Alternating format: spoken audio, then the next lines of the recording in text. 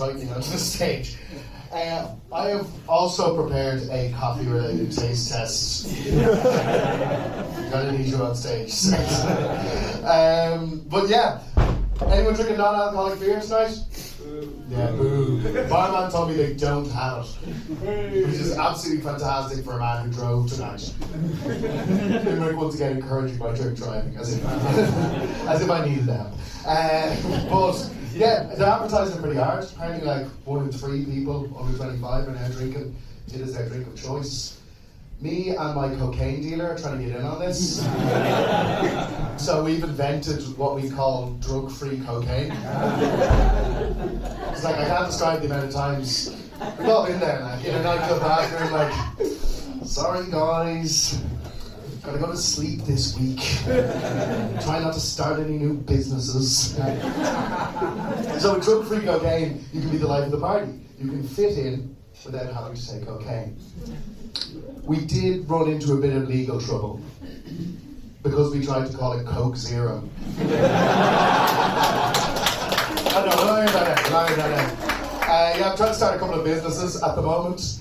I wanted to do a porn startup. A lot of people were like, "You're nodding. Yeah, it's a pretty saturated market. How am I going to compete with the big giants?" But I think just build it and they will come. That's my mind. But yes, I do live with my parents. Yeah, it's great. It's totally fine for a guy in his late 20s to live with his parents. In Dublin, I get a lot, a complete silence attack, as everyone does. But it's fun because I get to build a new relationship with them, the autumn of their years, and I moved back in, so I'm now having the quietest sex I've ever had. It's really nice that they return the favour. My dad does anyway. Yeah, it's not great.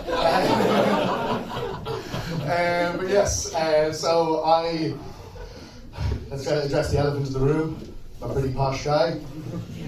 You give me that look, is it? Come on, Dubs, come on. Again, yeah, there's no good Dubs, only good Dubs dead Dubs. But again, there are kind of 2 Dublin accents that mean you grew up around horses. And I am the much less intimidating one. But it's funny because I live in a place called Castleknock. Again, I heard a cluck there. Shame. But yeah, it's a nice kind of leafy green suburb. It's next to a not so nice part of Dublin called Blanchardstown, or Blanche as they call it. Doesn't sound as threatening in my voice, but obviously I sound like $1 million. But yeah, so if I'm trying to be intimidating, I'll sometimes put on the Blanche voice. I'll go up to someone and I'll be like, "Here, young fella, give us a shot of your phone." I was looking for shots of your phone. But yeah, I'm worried I'm going to get cancelled for doing the Blanche voice. Someone's going to come up to me someday and they're like, "Man, you can't be doing Blanche face in this day and age."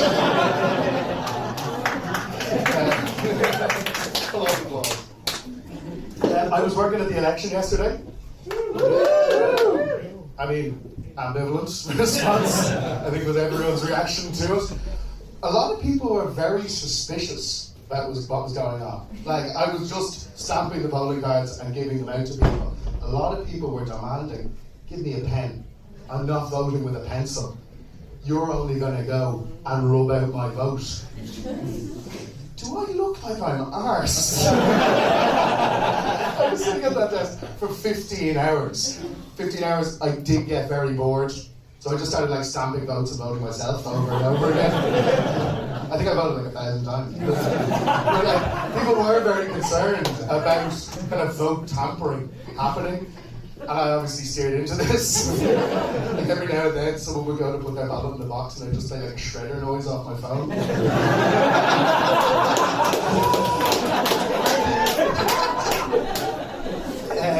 But yeah, I do live with my parents. But I'm not worried about living with my parents in my late 20s. You know who else lived with his parents his whole life? Jesus. Yeah, legend. Obviously great at what he did, but I don't know if we'd like he was a bit of a nepo baby. Like, I don't know if we'd still be talking about it nowadays if he didn't have a dad in the industry. Like, easy, he had all the connections, he had all the training. He probably wasn't even that good of a carpenter. But like, yeah, you know he was a nepo baby, like, because he hired a PR team. Like, the lads who wrote the Bible were just his spin merchants. Like, he could black out at a wedding, and it was a miracle. I would love to have that power. Just an embarrassment to the family. But he'd be a pretty bad client. Like, he'd march into the offices of Matthew, Mark, Luke and John, and he'd be like, bang! Hey Matt, put this in the book. Tell everybody, my ma was a virgin.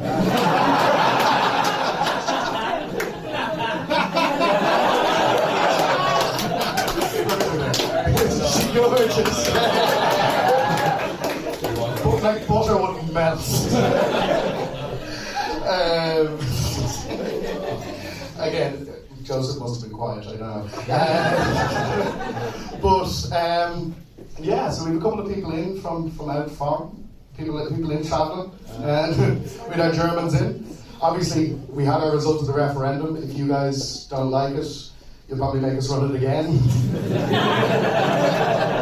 We'll see that one again, I'm sure. But yeah, so Blanche is a fun part of Dublin to live in. I know Kevin was talking earlier about wanting to close down the Crescent Shopping Centre. I heard you just got Krispy Kreme just last week. When that got to Blanchardstown, it was like a new crack epidemic. They had to limit it to one box of 20 donuts per person. Like, there were people lying at the side of the road eating them. So I can only assume Kevin wants to destroy it for your safety. Dublin has finally gotten worse than Limerick again. You can't have that. But yeah, so I used to work for a taxi app. I used to work in the complaints department, which was great fun. Has anyone here ever written a complaint email? Yes. What did you complain about? No, I haven't. No. She worked at Uber. You worked at Uber.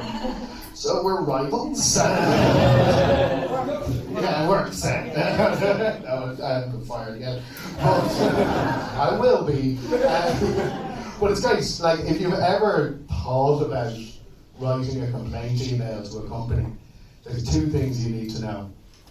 First and foremost, your complaint will be dealt with by a very hungover student.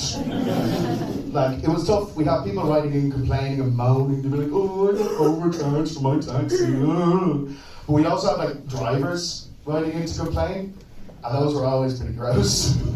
Like, we'd have drivers writing in, it's like, some young lad last night spilled his curry chips in the back of my taxi, vomited into the curry chips, left his phone in the taxi, and pulled a runner. And I'd be sitting in the office like, was that me? I was wondering where my phone was. But yeah, I don't like people to complain, generally, but I did have to make a complaint to the guards recently. My bike got stolen. Yeah, bastards, I know. All they've done is make me slightly less fit. They've shortened my life expectancy by like 3.5 weeks, I'd say. So we have to drink to compensate for that. But yeah, have you ever like complained to someone and you're looking at them as you're complaining and you can see they're not listening? That was like the classy look the guard had in his eyes, like, we're not going to find it. I kind of wanted like a neo-noir detective to be there, like, we never could find your girl. She's gone. Reality, they were just in the station like, oh, my bike got stolen. You guys are getting married? Okay, not me yet. No. I know, yeah, someone will marry them eventually, I'm sure. Oh, they're getting married, yeah, well, sooner than you think. Hang on, so why are you sitting so far away from each other, if I can ask? I don't know. Yeah. More likely because you'd be talking to him and she would rather. Yeah, yeah, this is how it starts. I got to Jesus Christ. But yeah, do you ever see two people who are like happy in a relationship and it kind of makes you miss the pandemic? Like, you couldn't go outside your 5-kilometre radius, and I'd have friends coming over. It's like, yeah, my girlfriend lives 6 kilometres away. I'm gonna just sneak over to her house, you know yourself. And I could be like, what the hell is your problem? Are you trying to kill my granny? Now I can only say that when my sister brings her girlfriend home. I think not quiet. But obviously we have our English friends in. Were you watching the rugby earlier? No. Did we have any rugby fans in at all? Yeah. It's a tough, somber day. What I ask you to remember is that, yes, England did win, but Leinster fans lost. So, people like me have lost, yes, there's at least that to be happy about. Get rolling, we lost! But yeah, what I didn't like about the pandemic was that we couldn't go travelling. So as soon as the pandemic ended, I went to one of my favourite cities in Europe. Limerick. Sadly, I'm putting on there. I didn't. I went to Amsterdam. Yeah, if you can't tell. I do have to be kind of careful with how I dress, because I kind of feel if I wear like a polo t-shirt and like good runners, I kind of look like I could be an undercover guard at a festival. Does anyone know where to get cocaine? If anyone comes up for drug-free cocaine, it is a trap. But yeah, I went to Amsterdam. It's one of those cities, it's very difficult to explain to your family why you're going twice in 1 year. It's like, did you not see Anne Frank's house enough the first time? But it's great. I love Amsterdam. The Dutch are great. They share our disdain for the English, if I could say. So the tourism board of Amsterdam had like a campaign about English stag parties. Yeah, so they had signs up everywhere, and it was like a young man being arrested, and it was like, young English men, this will happen to you if you're unruly. Again, fucking brilliant English. It was like, do not come here for your stag parties, or this will happen to you. What that tells me is that young Irish men have gotten very good at doing English accents.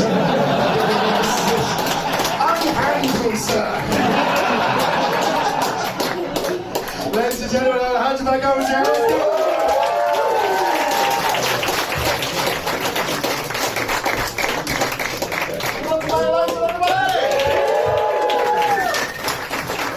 Sorry, you said you worked to do, or did you?